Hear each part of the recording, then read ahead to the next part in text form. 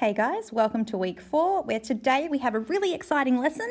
We get introduced to logarithms. So our goal today is to convert between log and index form and also to solve for unknowns in logarithm or log equations. So we do call logarithms log for short. Starting though with a warm-up, I have 2 exponential equations here for you to solve. So please have a go at those and upload them to OneNote. Okay, let's get started. So a logarithm, it's an alternative way to express an exponential equation. So if we think about plus and minus, in the same way that plus and minus are inverses to each other or opposites to each other, and multiply and divide are inverses to each other or opposites to each other, indices and logarithms are also inverses as well. So if we consider a normal exponential equation like this, where we have a to the power of x is equal to some number b, where that x we call the index, or we can call it the exponent, and a is the base, we could rewrite this equation like this. Log of b to base a is equal to x. All right, so in this equation here, the x, or the index, now becomes our answer. The base a is still the base of the logarithm, okay? And we are operating on b here. And we're going to explore this just a little bit now in year 10, but you're going to receive so much more information about how this actually works in year 11 methods.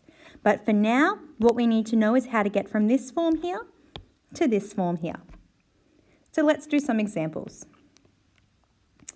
All right. So here, let's zoom in a little bit. We want to write an equivalent statement to the following.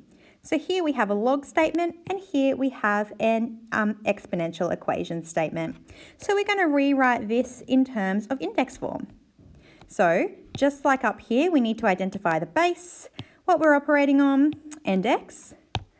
And if we think about that for a moment to convert it back to index form over here, our base remains the same as 10, but now it's to the power of 3 is equal to 1,000.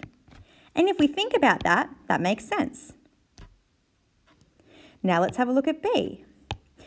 We can rewrite that as log with a base of 2, because remember the base doesn't change. Okay, operating on 32 is equal to 5. So that's an alternate way to express this mathematical statement. I now want you to have a go at expressing this mathematical statement, and I'll pop the answer in after I do the next examples. All right, so here in example 2, we have quite a number of ways that we can evaluate logs. So here, log of 8 to base 2 doesn't actually have an answer, and we don't want you to pop that in your calculator, because you're actually going to find that you can't put this base of 2 in your calculator yet. We'll get to that in a moment.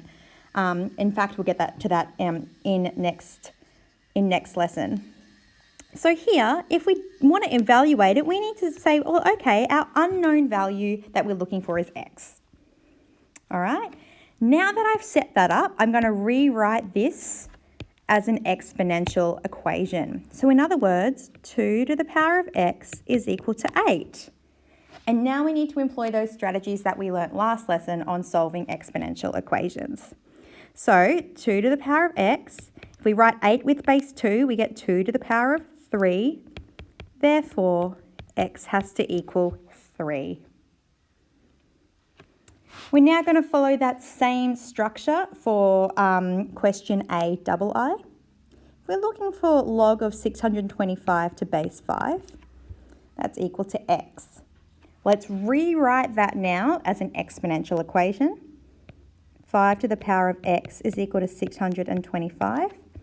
And we find that that's actually 5 to the power of 4. Therefore, x is equal to 4. Moving forward, we've now got something a little bit trickier to evaluate. We're evaluating things that are less than 1. So up here, we're evaluating big numbers greater than 1. Here, not so much. So We still follow that same principle, so log of 1/9 to base 3 is equal to x. In other words, 3 to the power of x has to equal 1/9. Well, the cool thing about that is I know that that's 3 to the power of -2. And if you're not sure how I did that step there, that's just 1 on 3 squared, remember? Therefore, x is equal to -2.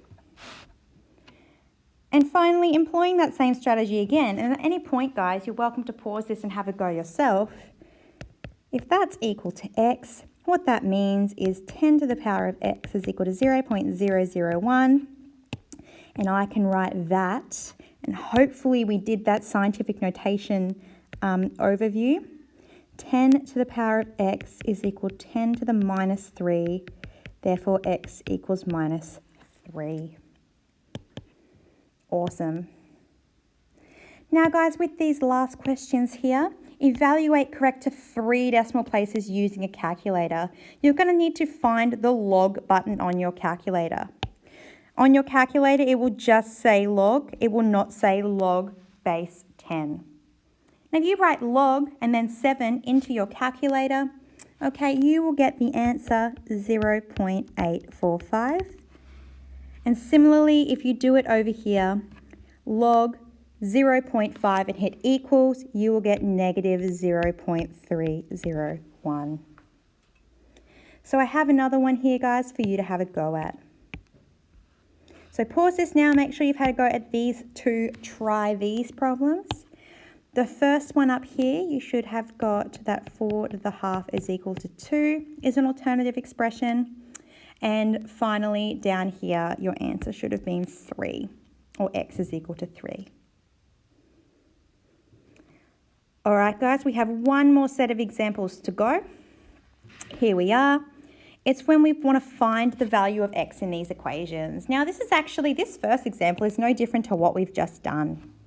So let's rewrite that in terms of index form. So that's 4 to the power of x equals 64. So in other words, we can express that as 4 to the power of 3, meaning that x is equal to 3. So that's very similar to what we did on the previous page. This one's a little different though. Let's write that in index form to begin with. That means that 2 to the power of 6 equals x. And the cool thing about this, guys, is that we know what 2 to the power of 6 is. And if we don't, that's okay, you have your calculator. But 2 to the power of 6 is in fact 64. Therefore, x is equal to 64. So have a go at this one now. Figure out what x is. Hopefully you get the correct answer of 3. And guys, once you've done all of this and written down all your notes, I want you to head to exercise 10A. There's a range of questions for you to do. For question 2 and 3, just do A, B, C, D. 4 and 5, A, E, I, M. And 6 and 7, A, D, F. Just to get a good range of converting logarithms to indices and vice versa. And also evaluate